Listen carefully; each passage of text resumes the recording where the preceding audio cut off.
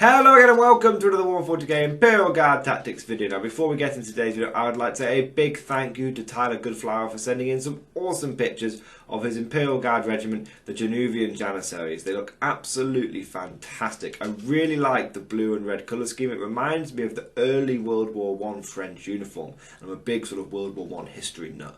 So thanks for these pictures, Tyler. They look really good. If anyone else has got any cool pictures they want me to use in my videos, please post them on my Facebook page or email them directly to me, and there will be links and there will be emails down in the description below. But without further ado, let's get into today's video. Now today guys, I want to take a look at the topic of Imperial Guard Sergeants and Lasguns. Specifically, what would be the implications of us getting Lasguns on our Sergeants? Now, for those of you that don't know, back in the day, Imperial Guard squad leaders did used to be able to take Lasguns. In fact, I'm pretty sure that everyone could take a Lasgun.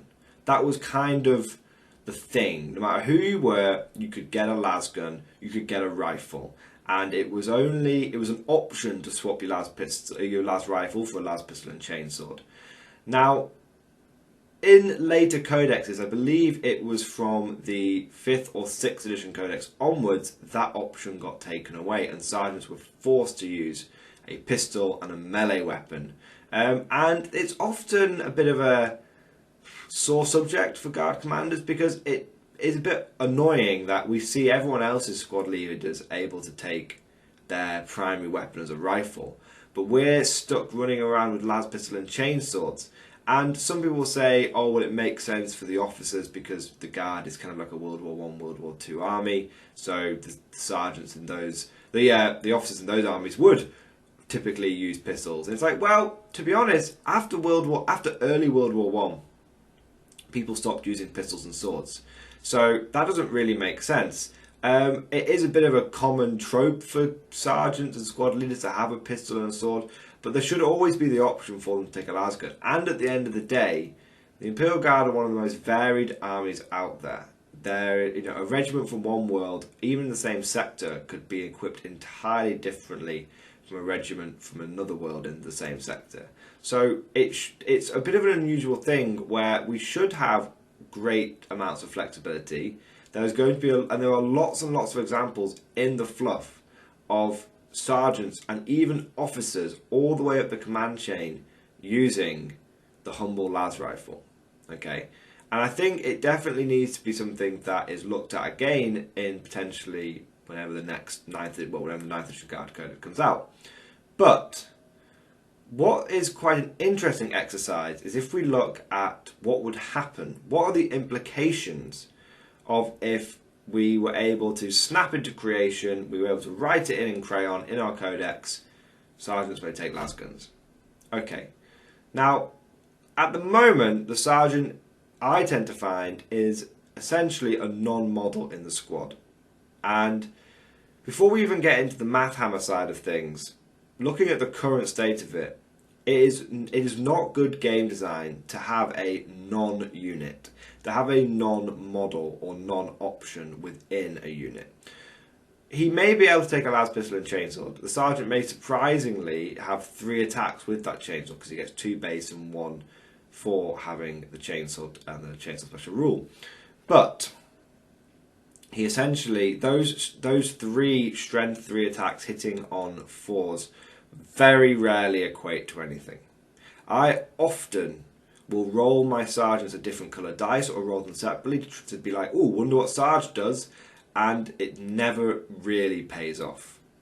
Okay, so that is why, and because he's a combat squad leader in what is essentially a shooting army, that is why, even though you can put power swords on them and you can run priests with them and you can run around chopping things up that way, I recommend and have pretty much always recommended for squad leaders to be kept as cheap as possible because they are essentially attacks. That 50 to 55 point guardsman squad, that sergeant is actually attacks because his main weapon, the las pistol, rarely does anything. Compare the las gun at 12-inch range with first rank fire, second rank fire on it, you've got 4 shots. The las pistol has 1. So at best, he is a grenade caddy.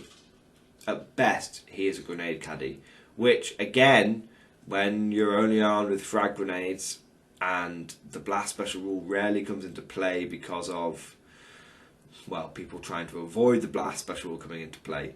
What you end up is with, and then you might say, well, what about the leadership benefits? Here's leadership 7. Well, Imperial Guard have access to plenty of leadership buffing capabilities. You know, the simple one is you can take a commissar, you can take a Lord Commissar, and Lord Commissars are not uncommon in heavy infantry forces such as Pure Infantry Guard or Infantry Heavy Guard. That way you totally bypass the need to have the Sergeant, because he's only leadership 7 and the Lord Commissar is leadership 9. Those are, and you might say, well, not everyone runs Pure Infantry Mordian Glory, and I'm like, that's a very good point. But those armies that don't run Pure Infantry, those armies that tend to lean more towards the armour and the tank side of things, don't tend to worry about their infantry. They don't tend to worry about the squad sergeant. Okay, if you lose a few extra guys into leadership, but your main force is coming from tanks, you're not worried about that sergeant. So at the moment, he doesn't provide enough close combat potential. He doesn't provide any range benefits, and his leadership benefits are minimal. He's essentially a non-character, which is a shame because you want the sergeant to be cool. Okay, now if he's not going to be cool, if he's not going to be useful, then I mean you could make him cool with power sources, so fair enough. But if he's not going to be cool, you might as well make him usable. If everyone's running Las Pistol and Chainsaw as the default because they feel they have to, you might as well ditch that and give him something useful and give him a las rifle. So you might be thinking, well, come Mordian Glory, get to the point, what are the implications? I'm laying out the framework. I'm laying the ground. I've talked about the problem and why we should change it. Now, what would be the implications of giving everyone a lasgun, including sergeants, including officers? Okay, what if we gave it to everyone? On the surface, it doesn't seem like a big deal. You have a few extra lasgun shots here and there. Okay. However, it is very possible for what seems like an innocuous change. Innocuous change, not innocuous. It seems like a minor change. Let's stop using the big words. Let's stop using the high Gothic. Let's use the low Gothic. It seems like what would be a relatively small change can have big implications. So, what the hell am I talking about? Well, in your average guard army of 6 to 10 infantry squads, getting an extra 10 lasguns isn't really a big deal. But if you really lean into it, you can see the potential implications. You have 18. You can take up to 18 infantry squads currently. So that'd be an additional 18 lasguns. You can also give all your men an 18-inch rapid fire range thanks to either the Steel Legion trait or the Custom Regiment trait Disciplined Shooters from the Greater Good.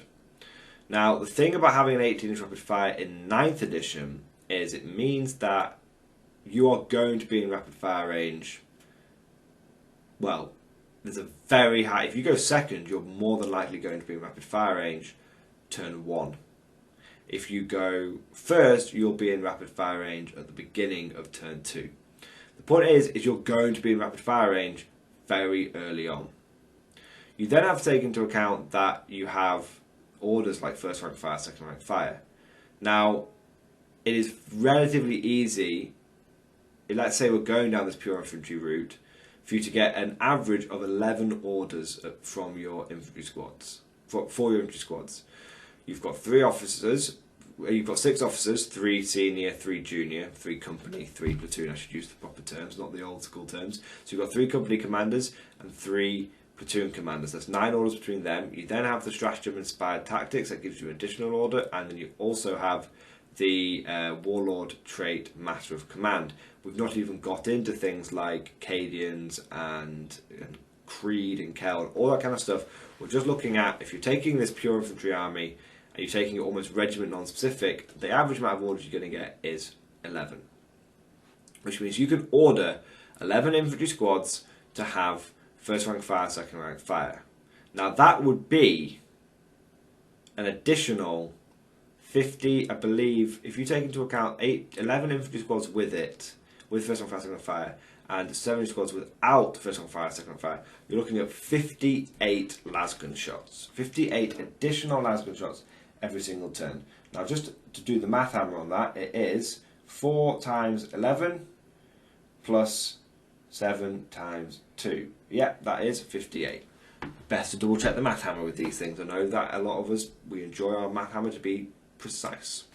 So an additional 58 lasgun shots a turn. Now, not every lasgun is going to be in range, and not every lasgun, not all of those sergeants are going to survive to the end of the game.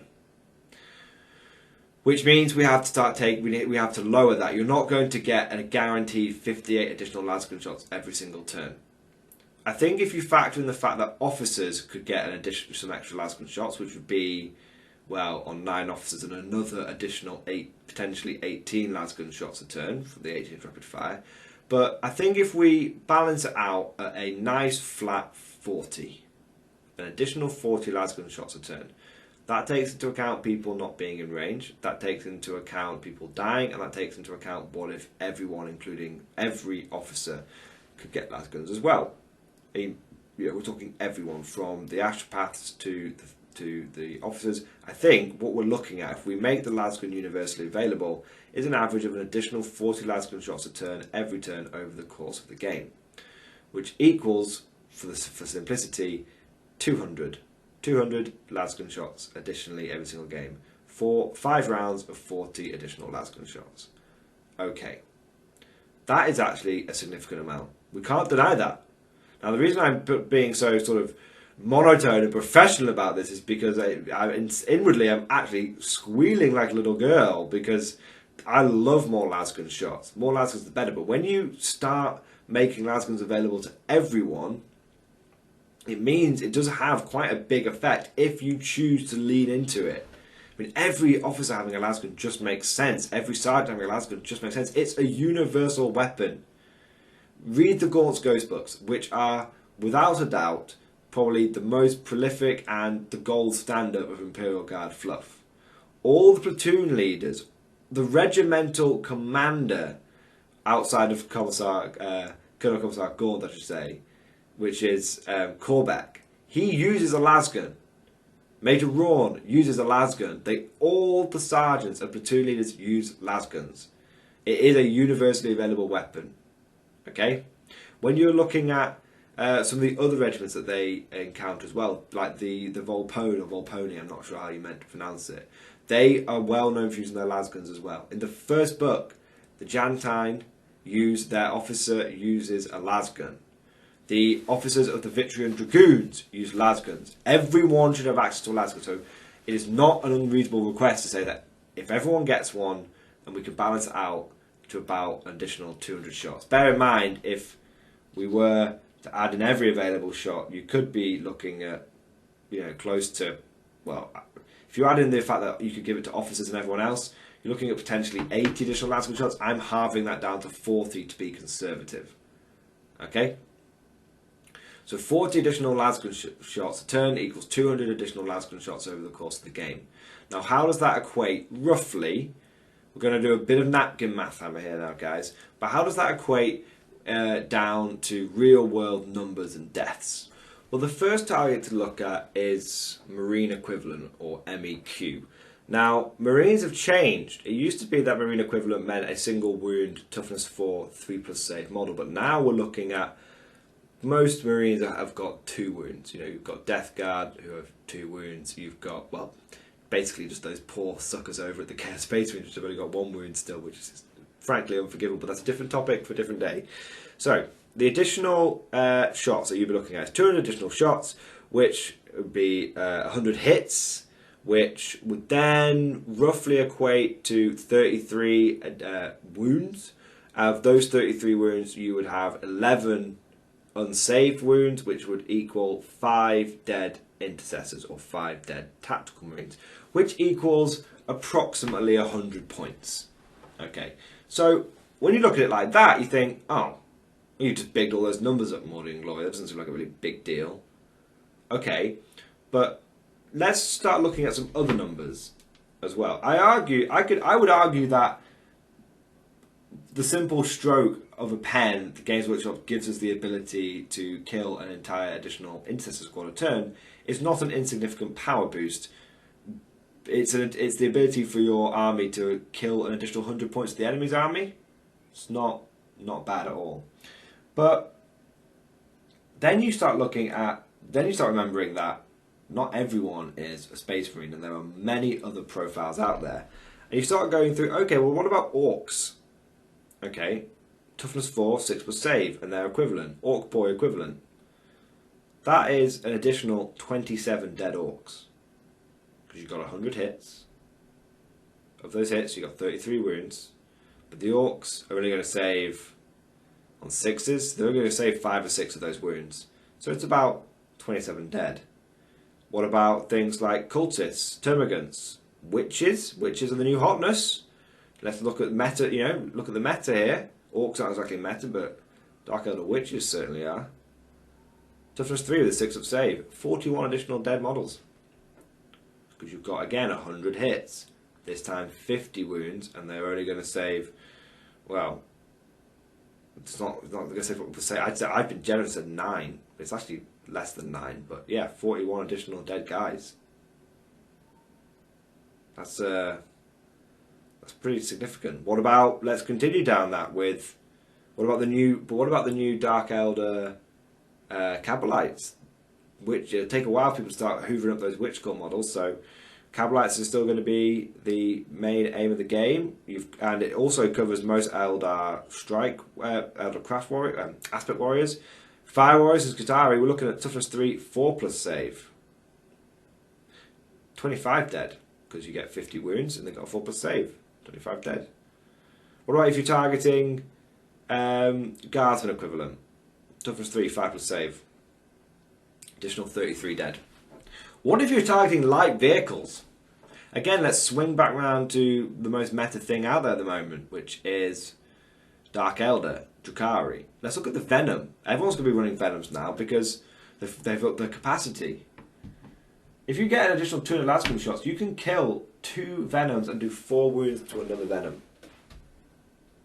So the sort of implication is that giving you Lasguns on your sergeants and officers and every Tom, Dick and Harry, and if you are conservative and say over the course of the game it will lead to additional 40 Lasgun shots a turn when you take into account things like orders and first fire, second fire and all that kind of stuff. And we're not even including things like rerolling 1s to hit. What if you're Cadian or anything like that? Against Marines, well, it's an old tactical squad killed. It's a 10-man tactical squad dead. It's a new intercessor, 5-man intercessor squad dead. It's a lot of everyone else dead. So the question that this actually raised, which is a follow-on, so I would summarise first actually, before we go to the follow-on, I would summarise that giving sergeants Lasguns can just be a few extra Lasgun shots every single turn. It can just be fluffy, but it can be really nice. If you lean into it, if you're a pre-infantry commander, it'll be a very nice buff. Now, when you look at those numbers, to me something jumps out there. You look at all the other infantry profiles, or the more common ones. Toughness 4 with a 6 up save, toughness 3 with a 5+ save, toughness 3 with a 4+ save, toughness 3 with a 6 up save. That covers the vast majority of infantry in the game. We've covered everything, and don't forget the targeting the MEQ also covers things like Death Guard. Okay, so we've covered everything we haven't covered Terminators or anything like that. Fair enough. Lasguns have always been shite against Terminators. As someone who, I won't get into that now, but as someone who has fired literally thousands of Lasgun shots at a Terminator army in a game and had pretty much nothing to show for it. Trust me, Lasguns have always been shite against Terminators. But when you look at power armor and above, power armor, carapace armor, flak armor, and then t-shirt saves, you look at toughness 3, you look at toughness 4, you look at all that, you can see it actually would lead to a significant amount of dead bodies. And when you take power armor out of the equation, you're like, wow, yeah, we're looking at 41 dead additional termagants and cultists. Well, that's a brood with change. 27 dead orc boys. That's a whole mob of dead boys.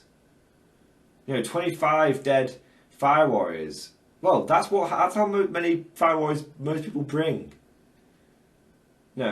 Killing 2 venoms. That's probably a third of the venoms that your enemy's going to bring. So what the follow-on question I get is, so Lasguns can kill things. Clearly, we've just demonstrated Lasguns can kill things all the way up to light armour. And, you know, up to Sentinels, up to Venoms, up to anything like that, up to toughness 5, Lasguns can really do the damage on them. But then the moment you point them at a power armoured model, the moment you start pointing them at something like a simple Space Marine, a simple Plague Marine, a simple power armoured guy with 2 wins, the moment you do that, they become relatively ineffective. The fact that the same weapon shooting at Orc Boys versus shooting at Intercessors, shooting at Intercessors kills 5, and shooting at the Orc Boys kills 27.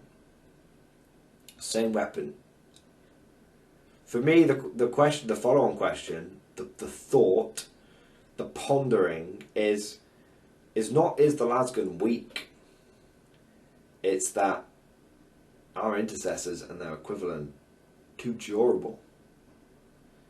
Has Games Workshop really done the maths on just blanket handing out additional wounds to everyone?